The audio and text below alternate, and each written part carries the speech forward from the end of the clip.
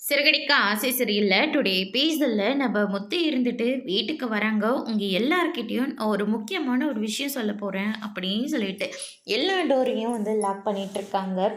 எதுக்குடா இப்படியெல்லாம் பண்ணிட்டு இருக்க அப்படின்னு சொல்லிட்டு கேட்கவும், நம்ம சொல்றது இங்கே இருக்கிறவங்க எல்லாருமே கேட்டுட்டு தானே இருக்கணும். நடுவில் நான் கிளம்புறேன்னு சொல்லிட்டு யாரும் இந்த இடத்த விட்டு போகக்கூடாதுல. நம்ம பேசுறது இங்கே மட்டும்தான் கேட்கணும், வெளியில் யாருக்கும் கேட்கக்கூடாது. அதனால தான் எல்லாத்தையும் சாத்தி வைக்கிறேன் அப்படின்னு சொல்லிட்டு முத்து வந்து சொல்கிறாங்க. அதுக்கு அடுத்து தான் மனோஜ் இருந்துட்டு, டே முத்து, நான் உங்ககிட்ட ஒரு முக்கியமான ஒரு விஷயம் சொல்லணும்டா. டே, நான் அதை விட முக்கியமான ஒரு விஷயம் சொல்ல போகிறேன்டா. டே, நான் கிறிஷை பற்றி பேச போகிறேன்டா. நானும் அவனை பற்றி தாண்டா பேச போகிறேன். முதல்ல சரி நீயே சொல்லுடா அப்படின்ற மாதிரி முத்து வந்து மனோஜ் கிட்ட சொல்லிடுறாங்க. மனோஜ் இருந்துட்டு கிறிஷை வந்து தத்தை கேட்குறாங்கடா. 25 லட்சம் கேட்குறாங்க. அது மட்டும் இல்லை, அவனை லண்டனுக்கு அனுப்ப சொல்கிறாங்க அப்படின்ற மாதிரி சொல்லிடுறாங்க. அதுக்கு அடுத்தது 25 லட்சம், அதுவும் லண்டனில். சரி ஓகே, நீ கிறிஷை கொடுக்குறதா சொல்லிடு அப்படின்ற மாதிரி சொல்லிடுறாங்க. ஏன்னா அவன் லண்டனில் நல்ல லைஃப் இருக்குது, அதனால் அவன் அங்கேயே போகட்டும். இங்கே தான் அவனுக்கு யாருமே இல்லைன்ற மாதிரி ஆயிடுச்சுல்ல அப்படின்ற மாதிரி சொல்லிடுறாங்க. அதுக்கு அடுத்ததாக வாழ்க்கையிலே இன்றைக்கி தாங்க இவன் உருப்படியாக ஒரு வேலையை பார்த்துருக்கான் அப்படின்னு சொல்லிட்டு விஜயா வந்து சொல்லுவோம். அண்ணாமலை இருந்துட்டு, என்னடா முத்து இப்படியெல்லாம் பேசிக்கிட்டு இருக்க, கிரிஷ் மேலே நீ தானே உயிராக இருந்த.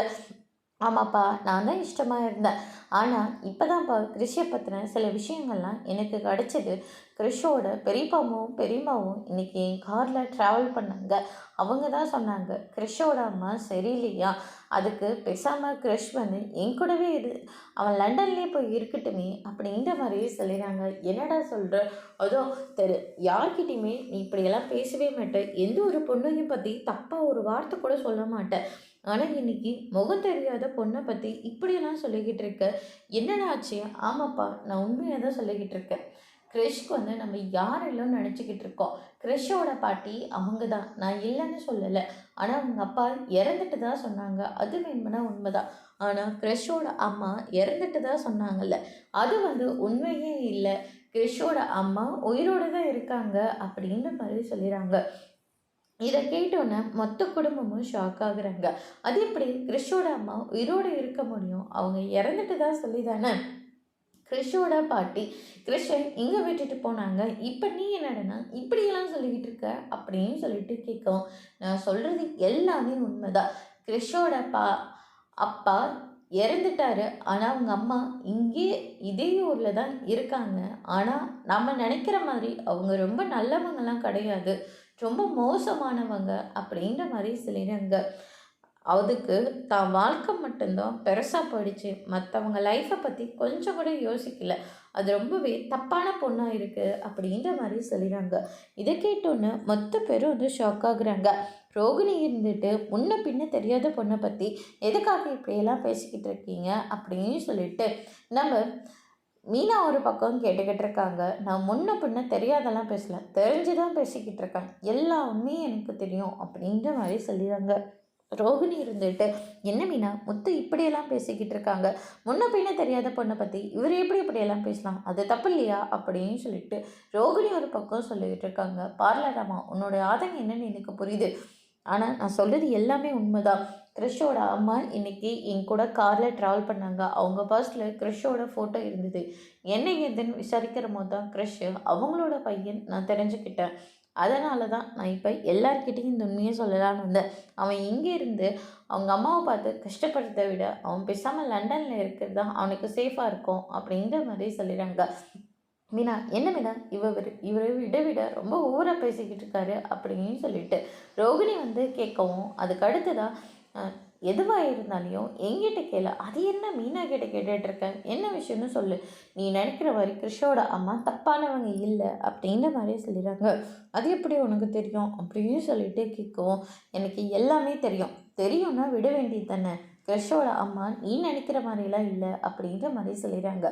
அந்த அம்மா தான் சொல்லிட்டாங்களே, நான் தான் கிறிஷோட அம்மா, எனக்கு வேறு வழி இல்லை, அதனால தான் இந்த தொழிலுக்கு நான் வந்தேன்னு சொல்லி அவங்க தானே சொன்னாங்க அப்படின்ற மாதிரி சொல்லிடுறாங்க.